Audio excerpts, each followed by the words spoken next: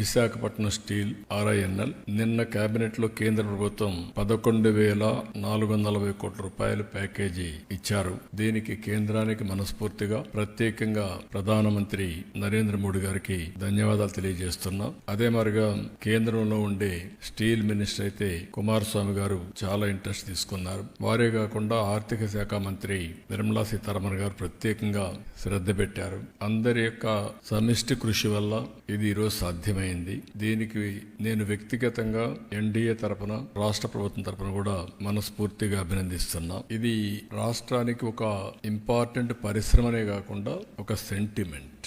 విశాఖ ఉక్కు ఆంధ్రుల హక్కు, దీనిపైన ఉద్యమాలు జరిగాయి, ప్రాణ త్యాగాలు చేశారు. ఒక్క విశాఖపట్నంలో ఉండే నగరవాసులే కాకుండా సమైక్య ఆంధ్రప్రదేశ్ మొత్తం ఆందోళన చేసి ఆ రోజు తెలుగు జాతి సాధించుకున్నటువంటి ఉక్కు ఫ్యాక్టరీ ఇది. అందుకని ఎప్పుడు కూడా ఈ ఉక్కు ఫ్యాక్టరీని కాపాడుకోవాలని అన్ని విధాల ప్రయత్నం చేస్తూ వస్తున్నాం. 1996లో ఇదే మారిగా ఇండస్ట్రీ సిక్ అయింది. ఆ రోజు నేను ముఖ్యమంత్రిగా ప్రధానమంత్రి వాజ్పేయి గారితో మాట్లాడి 1,650 కోట్ల రూపాయలు ఆ రోజు ఈక్విటీ ఇచ్చి మిగిలినంత లోన్ కూడా తీసుకుని ఎక్స్పాన్షన్ గాని అదే మరి దాన్ని స్ట్రీమ్ లైన్ చేశాం. అక్కడి నుంచి అంటే ఎప్పుడు ఈ యొక్క స్టీల్ ప్లాంట్ కి ఇబ్బంది వచ్చినా ఆదుకునింది NDA ప్రభుత్వం. ఆ రోజు ఇక్కడుంది ముఖ్యంగా తెలుగుదేశం ప్రభుత్వం, ఇప్పుడు NDA ప్రభుత్వం. మళ్ళీ ఇలాంటి అనేక సమయాల్లో ముందుకు వచ్చి ఇవన్నీ చేశాం.